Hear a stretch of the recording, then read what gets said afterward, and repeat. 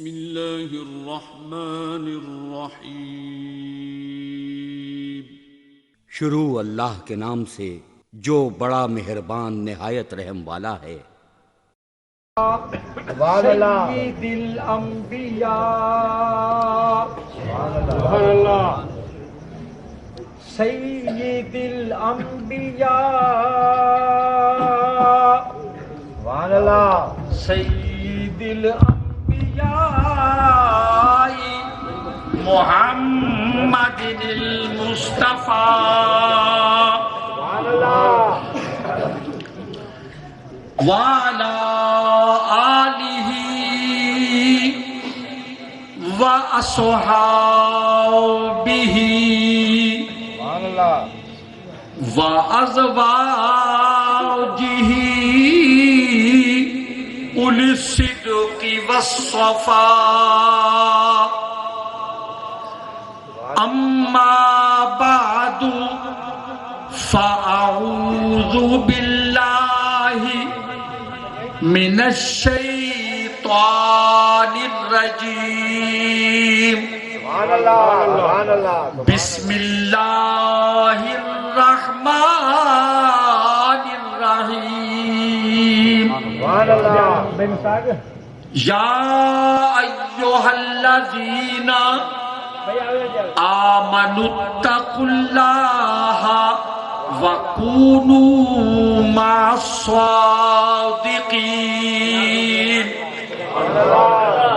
إِنَّ اللَّهَ وَمَلَائِكَتَهُ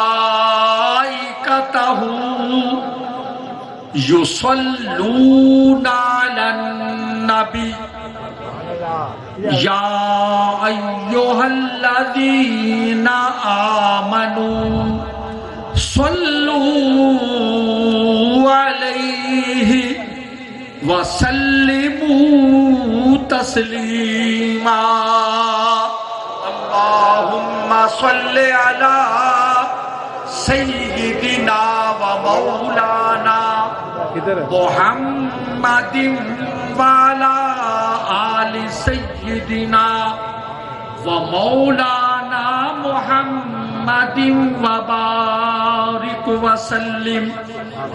تمام شرکائے عرس مبارک مل کر 3 مرتبہ بارگاہ بے کس پناہ میں درود و سلام کا نذرانہ با آواز بلند پیش کریں، اور کوئی زبان اس نعمت عظما اور سعادت کبریٰ سے محروم نہ رہے۔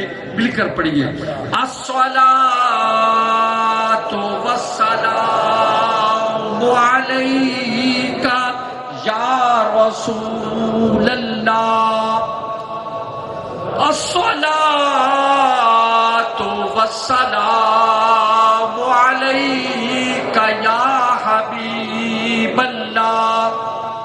پھر پڑھیے آواز بلند الصلاۃ والسلام علیک یا رسول اللہ، الصلاۃ والسلام علیک یا حبیب اللہ۔ تیسری مرتبہ پھر پڑھیے الصلاۃ والسلام علیک یا سیدی یا رسول اللہ، وسلم علیک وعلی آلک واصحابک وازواجک یا حبیب اللہ۔ حضرات محترم، یہ دربار گوہر بار الحمدللہ ثم الحمدللہ، میں ابھی نظامی صاحب سے اور قاری صاحب سے عرض کر رہا تھا کہ اس خاکسار کو اس آستانے سے بڑا دیرینہ تعلق ہے نیاز مندی کا۔ مجھے یہ اعزاز بھی حاصل ہے کہ میں حضرت پیر سید فضل حسین شاہ رحمت اللہ علیہ کی موجودگی میں یہاں حاضری دی اور بیان کرنے کی سعادت حاصل کی۔ پھر اس کے بعد حضرت والا رحمت اللہ علیہ کے ختم کل پر حضرت وہ سن تو آپ کو معلوم ہوگا 2001 22 برس ہو گئے۔ حضرت کی ختم کل خانی میں اس خاکسار نے بیان کیا تھا اور وہ حضرات کے عقیدت مندوں نے اس کو فیس بک پر وائرل کیا، جس کو سینکڑوں شیئر ملے اور ہزاروں کمنٹس اس پر ہوئے۔ اور پھر حضرت قبلہ پیر سید ڈاکٹر محمد نسیم شاہ صاحب رحمت اللہ علیہ کی کلخانی میں بھی ہم حاضر ہوئے اور جانشین امام اہل سنت حضرت قبلہ سید مظہر سعید کاظمی دامت برکاتہ العالیہ مرکزی امیر جماعت اہل سنت پاکستان تشریف لائے تھے اور دستار بندی فرمائی تھی۔ اب میں ان صاحبزادگان والا تبار کا شکر گزار ہوں جو مسند صدارت پر فائز و متمکن ہیں۔ شہزادگان خانوادہ دیوان علیہ الرحمہ حضرت پیر سید دیوان علی اسامہ شاہ بخاری، سبحان اللہ، کیا نام ہے اور کیا نسبتیں ہیں۔ حضرت صاحبزادہ پیر سید دیوان احمد زعیم شاہ بخاری اور حضرت صاحبزادہ پیر سید احمد علی شاہ صاحب ہاشمی بخاری، شہزادگان ان کے عزیز و اقارب خلفاء مریدین معتقدین موجود ہیں۔ یہ عرس مبارک ان بزرگوں کا ہے کہ جن کے نام سے پورا علاقہ موصول ہے۔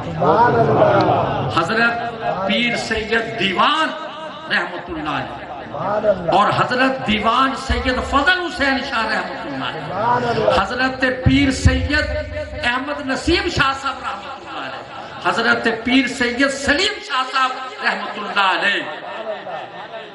میں اس آستانے پر حضرت نے یاد فرمایا تو حاضر ہوا۔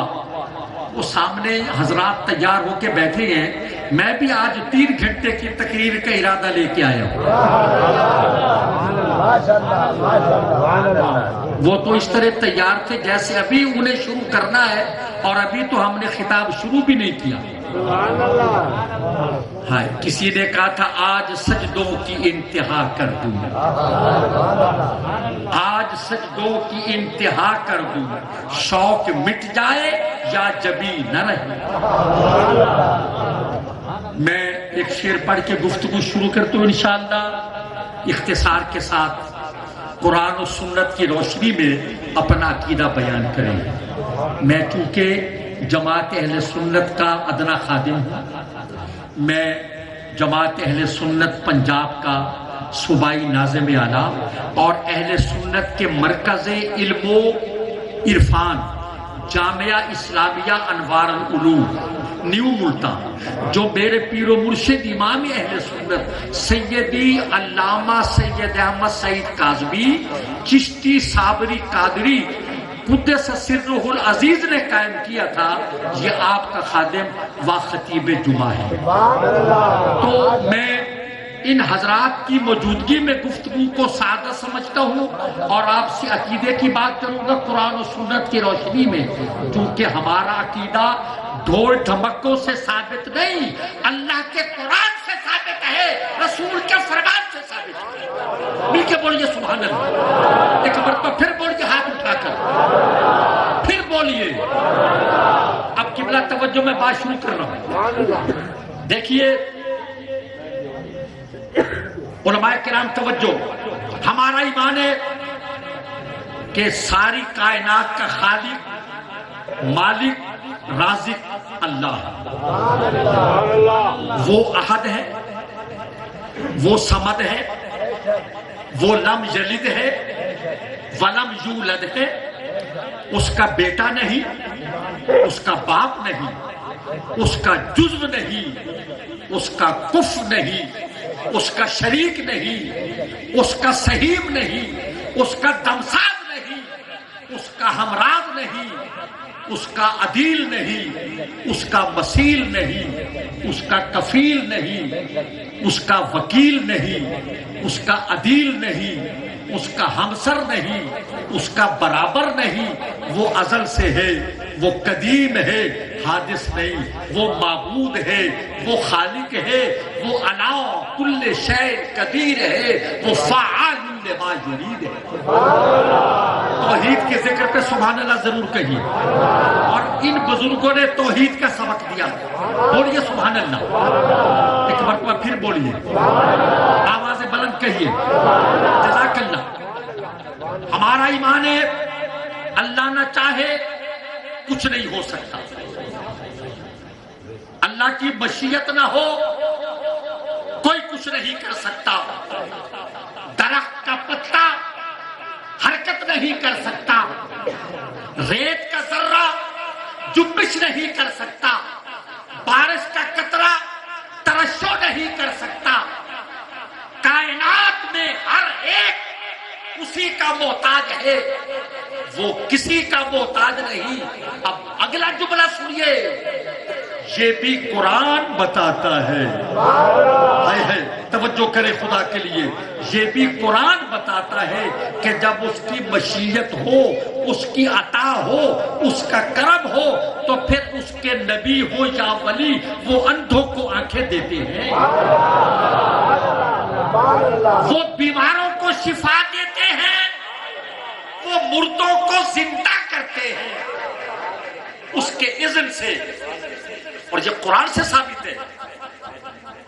سنیے، حضرت عیسیٰ علیہ السلام فرماتے ہیں اخلقو لکم من الطین، میں تمہارے لیے پیدا کرتا ہوں مٹی میں سے۔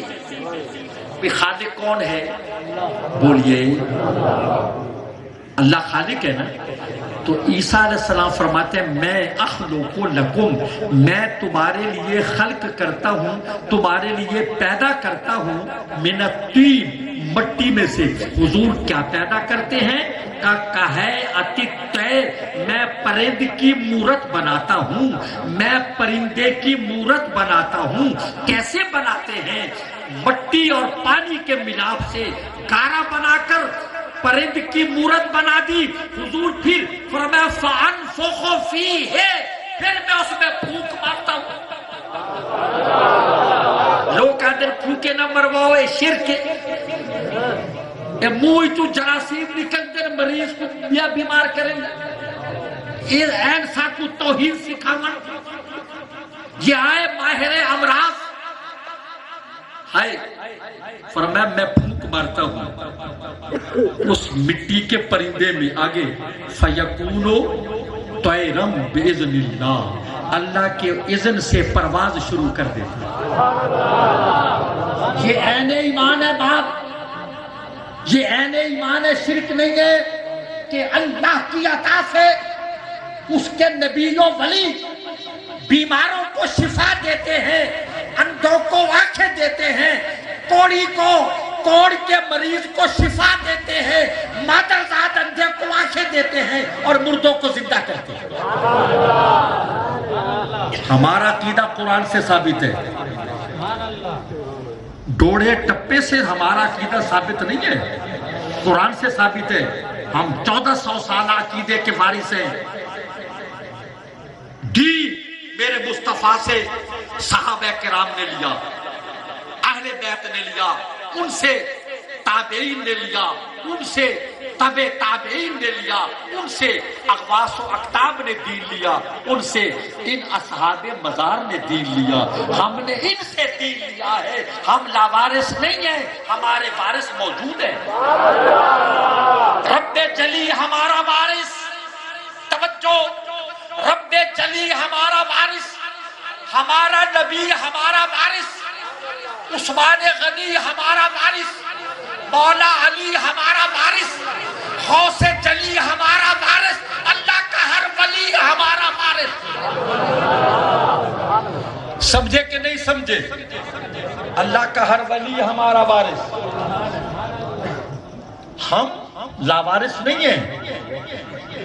دیکھیے حضرت عیسیٰ علیہ السلام فرماتے ہیں کہ میرے پاس لے آؤ جو بچہ ماں کے پیٹ سے اندھا پیدا ہو، میں اس کو شفا دوں گا. میں نے پوچھا سرکار اس کا آپریشن کریں گے؟ نہیں. کوئی آئی ڈراپس اس کی آنکھوں میں ڈالیں؟ فرمایا نہیں. حضور نے سرجری، عمل جراحی بھی نہیں، دوا بھی نہیں ڈالی، تو کیسے شفا دیں گے؟ فرمایا میرے پاس لاؤ، میں آنکھوں پر ہاتھ پھیروں گا، بینائی مل جائے گی. وَأُبْرِئُ الْأَكْمَحَ، قرآن سنیے، وَأُبْرِئُ الْأَكْمَحَ وَالْأَبْرَصَ، میں شفا دیتا ہوں مادرزاد اندھے کو. واحد متکلم، وَأُبْرِئُ الْأَكْمَحَ وَالْأَبْرَصَ، میں مادرزاد اندھے کو آنکھیں دیتا ہوں، میں کوڑی کو شفا دیتا ہوں. وَأُحْيِي الْمَوْتَى، میں مردوں کو زندہ کرتا ہوں بِإِذْنِ اللہ، اللہ کے اذن سے. تو میں ان صاحبزادگان جو اپنے باپ دادا پردادا کی روحانی میراث کے وارث ہیں، میں ان کی موجودگی میں آپ سے عرض کر رہا ہوں، یہ شرک ہے یا ایمان ہے؟ قرآن سے ثابت ہے نا، ایمان ہے نا. ہم مشرک نہیں ہیں. اللہ کی طاقت ذاتی، اس کے کمالات ذاتی، وہ قدیم، ہم حادث، وہ باقی، ہم فانی. اللہ نے جس کو علم دیا، اختیار دیا، اپنی عطا سے دیا. نبیوں کا علم ہو یا ولیوں کا علم یا طاقت، وہ رب کی عطا سے ہے. اور دوسری بات سنیے حضور، اللہ کے مقبول بندے تو ایک طرف رہے، جس کپڑے سے اللہ کے پیارے کا بدن لگ جائے وہ کپڑا بھی دافع البلا ہے، مشکل کشا ہے. وہ کپڑا بھی جو اللہ والوں کے بدن سے لگ جائے وہ کپڑا بھی دافع البلا ہے. دیکھیے حضرت یوسف علیہ السلام مصر میں بیٹھے ہیں اور بابا جناب سیدنا یعقوب علیہ السلام کنعان میں بیٹھے ہیں. کنعان ملک شام میں ہے، بابا شام میں، بیٹا مصر میں. ادھر کرتا چلا اور ادھر بابا کہتے ہیں انی لاجد ریح یوسف. گھر والوں آج تو مجھے میرے گمشدہ یوسف کی خوشبو آ رہی. مدت گزر گئی بیٹے کی جدائی کو، اور بیٹا بھی یوسف جیسا علیہ السلام علی نبینا وعلیہ الصلوۃ والسلام، یوسف علیہ السلام جیسا بیٹا جس کے حسن کی مثال دی جاتی ہے کہ لاجد ریح یوسف، مجھے آج اپنے بیٹے یوسف کی خوشبو آ رہی ہے. لولا ان تفندون، اگر تم، میں اس کا بڑا محتاط ترجمہ کرتا ہوں کہ اگر تم میرا مذاق نہ اڑاؤ، مجھے بیٹے کی خوشبو آ رہی ہے. سینکڑوں ہزاروں میل دور کرتا ہے، باپ بیٹے کے کرتے کی خوشبو سونگ رہا ہے. اور جب قریب آیا یوسف علیہ السلام سے، جب بھائیوں نے کہا وہ بھائی کنویں میں ڈالنے والے، اندھے کنویں میں ڈالنے والے، 20 کھوٹے سکوں کے بدلے بیچنے والے، ان جب مجرم بن کے یوسف علیہ السلام کے دربار میں کھڑے تھے، آپ نے پوچھا میرے بابا کا کیا حال ہے؟ انہوں نے تھے تو ذمہ دار، کہا وہ تو آپ کی جدائی میں ان کی بینائی متاثر ہو گئی. یوسف علیہ السلام فرماتے ہیں کہ پھر بابا کو میرے پاس لاؤ، میں شاہی طبیب سے علاج کراؤں، یا میں شاہی طبیب تمہارے ساتھ بھیج دوں جو میرے بابا کا علاج کرے گا. نہیں نہیں، قرآن کہتا ہے، قرآن فرماتا ہے اذهبوا بقمیصی ھذا، ارے میرے بھائیوں میرا یہ کرتا لے جاؤ. میں حد مت کیا تھا، جب ناراض ہوتا میں تکلیف ختم کر دوں. یعنی مجھے قرآن سنانے میں کوئی ناراض ہو تو اپنے گھر ہو، میں اپنا عقیدہ قرآن و حدیث سے ثابت کر رہا ہوں. آپ ناراض ہو رہے ہو تو بولو سبحان اللہ. آج دشمن آپ کے خلاف اسلحہ لے کر آیا ہوا ہے، اس کو غیر ملکی امداد ملتی ہے، ان کے پاس کلاشنکوف ہے، ہمارے پاس دلائل ہے، اور ان دلائل سے بھی ہمیں محروم کرتے. آپ کو یہ دلائل بھی اچھے نہیں لگتے؟ آپ مراقبہ کر کے بیٹھے ہو میرے صوفی دوستو، جن کے مزار پہ آئے ہو، ان کی قبر جنت کا باغ. میں وہ بات درمیان چھوڑ کے جواب کے عرض کرتا ہوں. حضرت والا قبلہ پیر سید میر علی شاہ صاحب رحمت اللہ علیہ پاک پتر شریف عرس سے واپس تشریف لے جا رہے تھے ٹرین میں. ٹرینیں بہت کم چلتی تھی، بسیں تو شاید نہ ہونے کے برابر اس دور میں. اتفاق سے اس ٹرین کے ڈبے میں ایک مولوی بیٹھا تھا، حسین علی، وہاں بچھرا والا. وہاں بچھرا میاں والی کا علاقہ ہے، اور وہ مولوی تھا بدبخت حیات النبی کا منکر، اور غلام خان پنڈی والے کا استاد تھا. غلام خان پنڈی والا علماء کرام جانتے ہیں، غلام اللہ پنڈی والے کا استاد تھا. کسی زمانے میں حضرت پیر میر علی شاہ رحمۃ اللہ علیہ کے ساتھ کہ پڑھتا رہا یا کہیں اس کی دوستی تھی. ملاپ ہو گیا ٹرین میں. کہنے لگا حضرت کہاں سے آ گئے؟ فرمایا پاک پتر شریف سے. پیر میر علی شاہ فقط صوفی نہیں تھے، بہت بڑے عالم تھے، بہت بڑے عالم جن کو فیض ملا تھا شمس العارفین خواجہ شمس الدین سیالوی سے. پیر سیال سے فیض ملا. آپ نے کہا پاک پتن شریف سے. کہنے لگا اچھا پاک پتن شریف کہتے ہو؟ فرمایا ہاں. آگے چل تو کیا پوچھتا ہے؟ کہ پھر آپ جو وہاں جنتی دروازہ ہے تنزن استہزاء کے طور پہ مذاق میں جو بہشتی دروازہ ہے آپ اس میں سے بھی گزرے ہوں گے؟ فرمایا الحمدللہ میں بہشتی دروازے سے گزرا ہوں. تو وہ مولوی کہتا، وہ بھی عالم تھا اپنے دور کا، کہنے لگا شاہ جی حیرت ہے آپ جیسا عالم اور ایک دروازے کو بہشتی کہے. فرمایا بے وقوف تو دروازے پر اعتراض کر رہا ہے، حدیث کے مطابق بابا صاحب کے روضے کا سارا حصہ جنت ہے.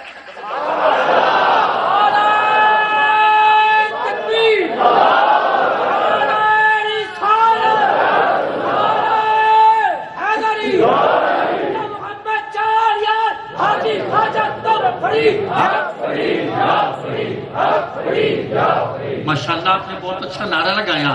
یہ نعرہ حضرت خواجہ نظام الدین، بڑی مہربانی سے، یہ نعرہ حضرت خواجہ نظام الدین اولیاء محبوب الہی سلطان المشائخ نے لگایا تھا بابا صاحب کے دربار کی پائپی پہ کھڑے ہو کر. تو اس لیے ہم بھی لگاتے ہیں نعرہ خلافت، نعرہ خلافت، نعرہ خلافت. توجہ کریں. وہ کہنے لگا جنت کا باغ یہ کیا ہوا؟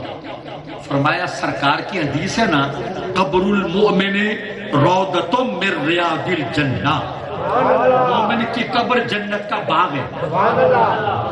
وہ یہ بھی دیوان باغ جن کے نام سے منسوب ہے یہ باغ جنت کے سائے تلے بیٹھے. اب ذرا اگلی بات سنیے. مولوی کہنے لگا حسین علی کہ شاہ صاحب پیر صاحب جنت کا باغ اور جنتی دروازہ، اچھا ذرا میرے قریب آئے، میں آپ کے کپڑے سونگتا ہوں. فرمایا میں تو ٹھیک بیٹھا ہوں، تجھے سونگنا ہے تو آ جا. وہ حضرت کے قریب ہوا اور آپ کا کرتا سونگنے لگا. وہ بے وقوف، اور یہ بات بڑی قابل توجہ ہے، حضرت کا کرتا سونگنے لگا. انتہائی توجہ، کرتا سفر میں کیا کرنا ہے مولوی؟ کہ یہ حدیث میں آتا ہے کہ جنتیوں کے لباس سے یا بدن سے خوشبو آئی تھی، تو میں تو وہ خوشبو سونگ رہا تھا. فرمایا خوشبو آئی ہے؟ کہ لگا نہیں. فرمایا پھر تو حدیث صحیح ثابت ہو گئی. اس نے کہا حدیث تو ہے کہ جنتیوں کے بدن سے خوشبو آتی ہے، آپ سے تو نہیں آئی۔ فرمایا حدیث میں یہ بھی ہے کہ جنتی کے بدن سے جنتی کو خوشبو آئے گی۔ سمجھے کہ نہیں سمجھے؟ جو جنتی ہے اسے خوشبو آئے گی، جہنمیوں کو نہیں آئے گی۔ ارے حضرت دیوان رحمت اللہ علیہ اور ان کی اولاد کے روزے جنت کا باغ۔ اب بھائیوں نے کہا جی بابا جی کی تو بینائی متاثر ہو گئی۔ فرمائی ذهبوا بقمیصی ھذا، یہ میرا کرتا لے جاؤ۔ بھائی حیران تھے کہ سنا بینائی کا اور کرتا کیا؟ فرمایا کرتا لے جاؤ، فَأَلْقُوهُ عَلَى وَجْهِ أَبِي، میرے بابا کے چہرے پر مل دینا۔ وہ بھائی آپ کے چہرے دیکھ رہے ہیں یوسف علیہ السلام کا کہ بینائی کرتا چہرے پہ ملے۔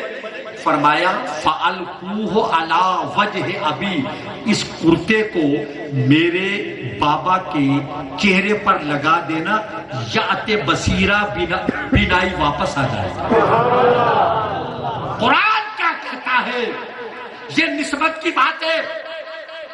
یہ جو شہزادگان بیٹھی ہیں آپ ان کی تعظیم نہیں کر رہے، نسبت کی تعظیم کر رہے ہیں، بس خون کی تعظیم کرتے ہیں جو ان کی رگوں میں دوڑتا ہے۔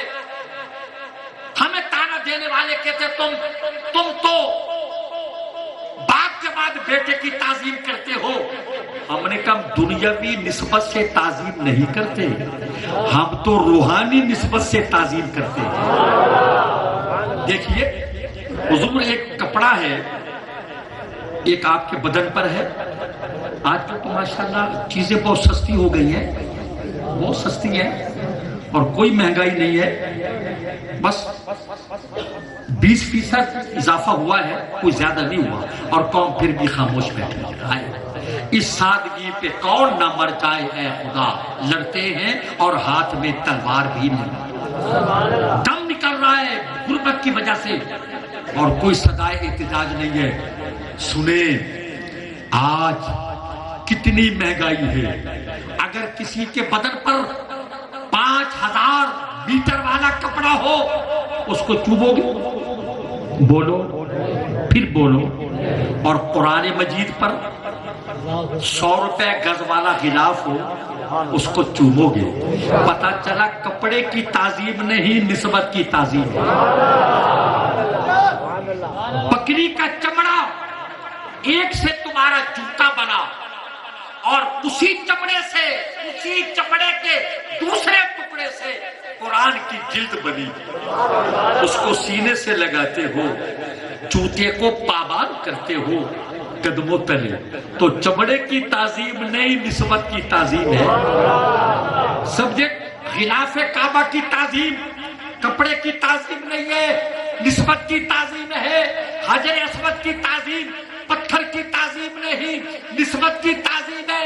مقام ابراہیم کی تعظیم پتھر کی تعظیم نہیں، نسبت کی تعظیم ہے۔ میرے آقا نے فرمایا کہ تم آب زمزم کھڑے ہو کر پیو، کھڑے ہو کر پیو۔ میں نے سوچا کیا پانی کی تعظیم ہو رہی ہے؟ آقا نے فرمایا پانی کی تعظیم نہیں، میرے دادا اسماعیل علیہ السلام کے قدموں کی تعظیم ہے کہ یہ زمین سے نکلا ہے زمزم، میرے دادا کے اس نے قدم تلوے چومے ہیں، اس کی تعظیم کرو۔ میں آپ سے پوچھتا ہوں، صاحبزادگان کو درمیان واسطہ بنا کر آپ سے پوچھتا ہوں اور خدا کے لیے جواب دینا کہ اگر ہندو جس کو ہم سرائکی میں کراڑ کہتے ہیں، اگر کراڑ گنگا کے پانی کی تعظیم کرے وہ تو مشرک، میں زمزم کی تعظیم کروں تو مومن۔ جب سمجھ نہیں آئی وہ ہاتھ کھڑا کرے گا۔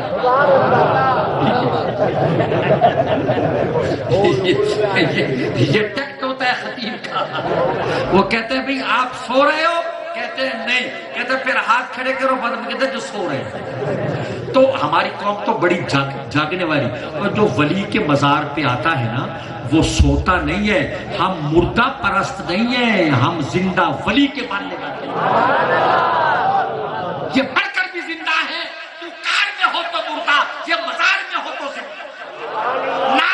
امیر تنادا باہو قبر گرا دی جیوے ہوں، اور مزار مرد مومن سے وہی ایمان ہے پیدا۔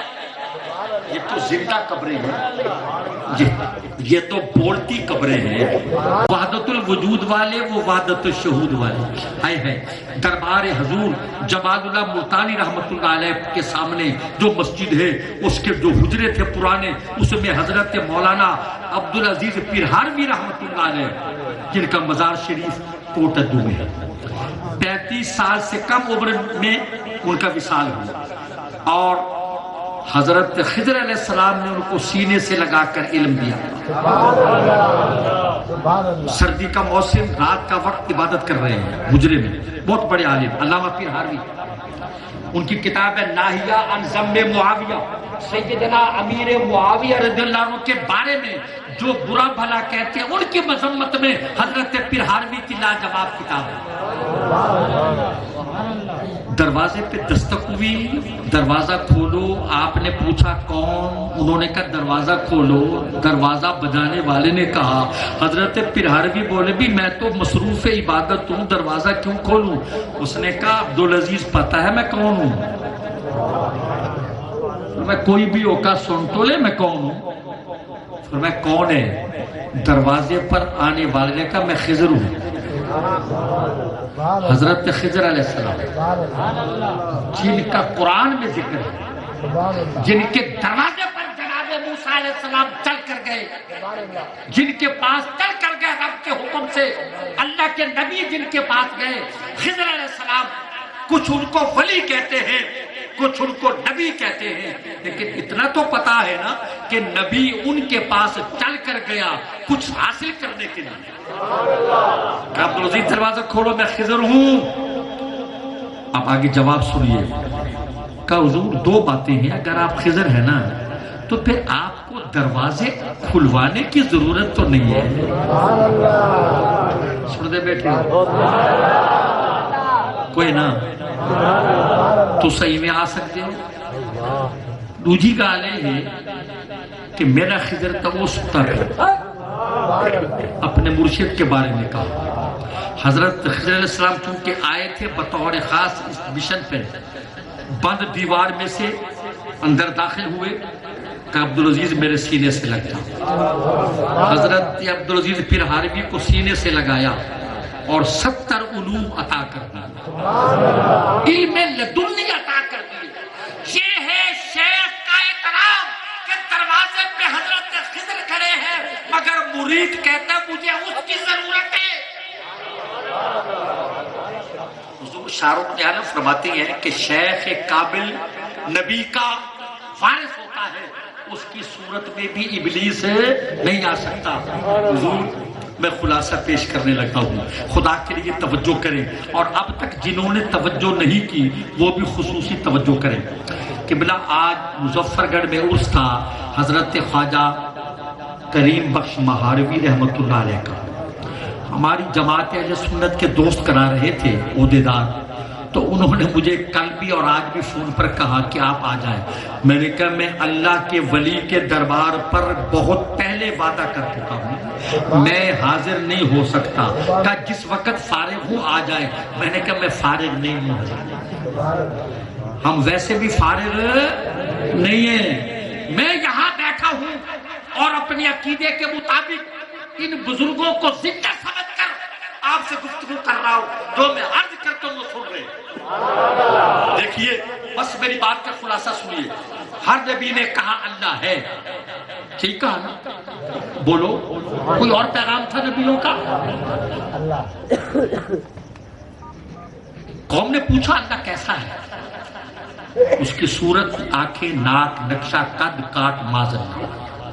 فرمایا خبردار، وہ جسمانیات سے پاک، وہ مکانیات سے پاک، وہ زمان سے پاک، وہ مکان سے پاک، وہ حدود سے پاک، وہ قیود سے پاک، وہ بینک سے پاک ہیں، وہ بینک سے پاک۔ بے شک عرض کی قوم نے اگر آپ نے اللہ کو دیکھا ہے؟ فرمایا نہیں دیکھا۔ تو قوم پوچھی مانتے کیوں ہو، پھر منواتے کیوں ہو؟ تو نبی بولے ارے جاہلو، ہم نے جبرائیل سے سنا اللہ ہے. کس سے سنا بولو؟ اور جبرائیل امین ہے. ہم نے جبرائیل سے سنا اللہ ہے اور ہم نے کہا اللہ ہے. تو قوم پوچھتی ہے نہ خود دیکھو نہ ہمیں دکھاؤ، ہم نہیں مانتے. حضرت موسیٰ علیہ السلام سے ان کی قوم نے کہا یا موسیٰ لن نؤمن لک حتی نری اللہ جہرا. توجہ کیجئے، موسیٰ علیہ السلام سے قوم نے کہا ہم تب تک اللہ کو نہیں مانیں گے جب تک کہ آنکھوں سے نہ دیکھ لیں. کلیم اللہ سامنے کھڑے ہیں، مگر قوم کہتی ہے تب مانیں گے جب آنکھوں سے دیکھیں گے. اس دیوان کے باغ میں آنے والوں اور اولیاء اللہ کے زیر سایہ بیٹھنے والوں، ان کے شہزادوں کا دیدار کرنے والوں، جب میرے نبی کی باری آئی ذرا دل تھام کر سننا، جگر تھام کر سننا. جب سرکار نے فرمایا اللہ ہے اور ایک ہے، اگلا جملہ اجازت ہو تو عرض کر دوں. یہ جو صوفیاء کرام پیچھے بیٹھے ہیں ان کو خصوصی متوجہ کرنا. جب میری آقا نے فرمایا اللہ ہے تو قبلہ توجہ، جس نے نظر ایمان سے میرے رسول کے چہرے کو دیکھا اس نے پھر نہیں پوچھا اللہ کیسا ہے. پھر نہیں پوچھا اللہ کیسا ہے، کہا ہم خدا کے کبھی قائل ہی نہ تھے، تجھ کو دیکھا تو خدا یاد آیا. اور یا اللہ ایک دیکھنے والے کا کہا مان لیا ہے اور بن دیکھے تجھے ہم نے خدا مان لیا. آقا فرماتے ہیں صحابہ نے پوچھا یا رسول اللہ آپ نے تو اللہ کو دیکھا ہے نا؟ فرمایا رأیت ربی، میں نے اپنے رب کو دیکھا، اپنے رب کو. فی رأیت ربی، میں نے اپنے رب کو دیکھا. فی صورت احسن، سب سے اچھی صورت میں، سونی صورت میں رب کو دیکھا. اور میرے صحابہ، مجھے دیکھنے والوں، میرا دیدار کرنے والوں، میرا جمال دیکھنے والوں، میری صحبت میں بیٹھنے والوں، مجھ سے قرآن سیکھنے والوں، میرے پیچھے نمازیں پڑھنے والوں، میرے ساتھ جہاد کرنے والوں، رات دن، صبح مساء، لیل و نہار، روز و شب میری صحبتوں میں آنے والوں، مرانی فقد رأى الحق، جس نے مجھے دیکھا اس نے حق کو دیکھا.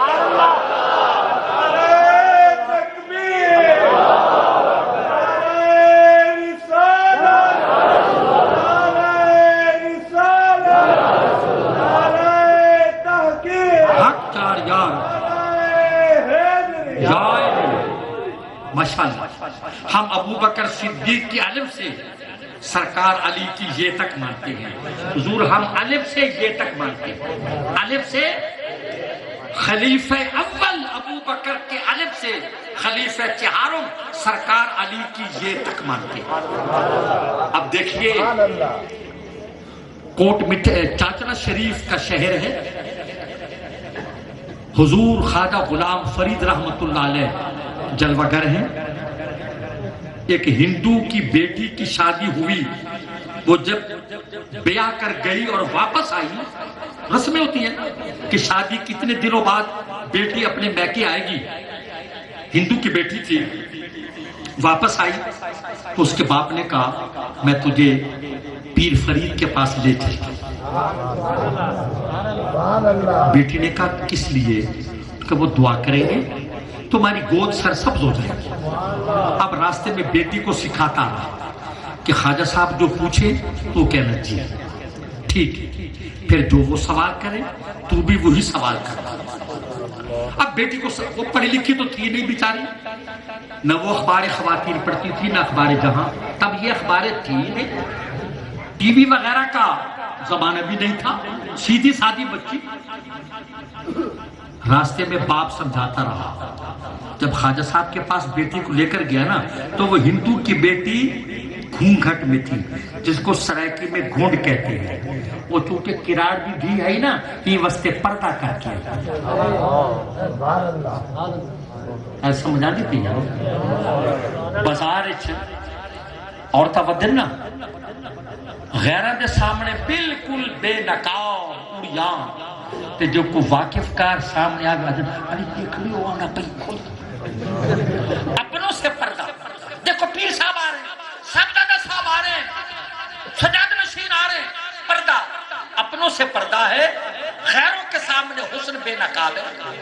ہندو کی بیٹی گھونگھٹ میں تھی. اب خواجہ صاحب فرماتے ہیں دیا تیرا کیا حال ہے؟ وہ لڑکی بولے دیے حضور میرا چنگا حال ہے، تمہارا کیا حال ہے؟ باپ نے سمجھا دیا تھا.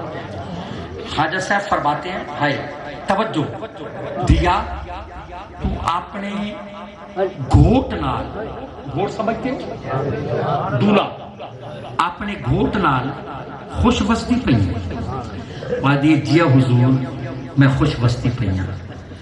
مجھے منہ چڑکنا ہے خواجہ تو یا اپنے گھوٹ نال خوش وستا پہنی. تھوڑی چپ تو صدقے. اور انہا باپ بڑا گھبراہٹ لگا جو یہ منہ چکیا نکلے، بڑا پریشان کیا جو گل کرنی نہ آئی، میں تو سمجھا کے آیا پر بے وقوف نے. خواجہ صاحب کی بلا فرمایا تیرے گھوٹ دا کیا حال ہے؟ وہ کسی چنگا حال ہے، تھوڑے گھوٹ دا کیا حال ہے؟ سبحان اللہ. آخری سوال، تیسرا تے آخری. ہون تقدیر بدل دی پئی، قرار دی دی بھی. خواجہ صاحب فرمائے میں کو اپنا گھوٹ دکھے سے. وہاں کہ جی حضور جڑ ویلے میں کو گھنڑ آسی نا میں اپنا گھوٹ پاکو دکھے سا. وہ لڑکی دے منہ چو نکلیا اچانک بے ساختہ غیر ارادی ہے خواجہ تو یہ اپنا گھوٹ میں کو دکھے سے. آئے آئے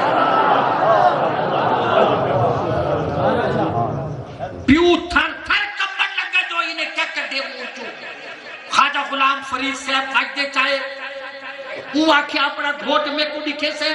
خواجہ صاحب کو وقت آیا زمین تو چوے کئی فٹ ہوائے فل زمین تے فل اٹھتے فل تلے فل ہوائے فل زمین تے. فرمایا وہ دیکھ کملی میرا گھوٹ دیکھ. اور چاچرا والے آدن خواجہ صاحب دا آکھ رہا روزہ ہی سامنے آ، روزے والا بھی سامنے آ. اٹھائی خواجہ صاحب فرمائے خلقت تجھے دی بول ہے ہر دم فرید دے. تو میرے دوستو آج کے یہ پیغام ہے اپنے مشائخ کے دامن سے وابستہ رہو. اس گمراہی کے دور میں اگر بچ سکتے ہو، تمہارا عقیدہ بچ سکتا ہے تو اولیاء کے آستانوں سے اور صحیح العقیدہ مشائخ کے دامن سے وابستہ ہو کر بچ سکتا ہے. یہ جو سوشل میڈیا ہے اس کو مت دیکھا کرو، اپنا وقت برباد نہ کرو. اس میں کوئی ٹیڑھے منہ والے آ کر بیٹھتی ہے، سنی کہلا کر بکواس کرتی ہے. کوئی ایک مرزا جہنمی ہے، مرزا جہنمی بھیگا، وہ بھی آ کر وائی تباہی بکتا ہے. خدا کے بندو تمہارے پاس اتنا ٹائم تو ہے تو ان بدبختوں کی بکواسیں سنتے.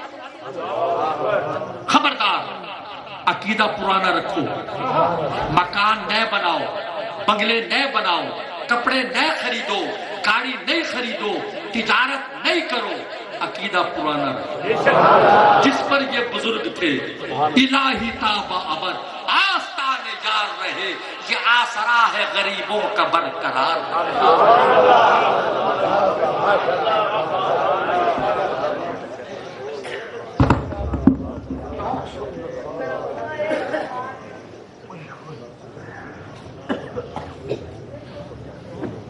آبا بزی وقار ماشاءاللہ آپ حضرات کے سامنے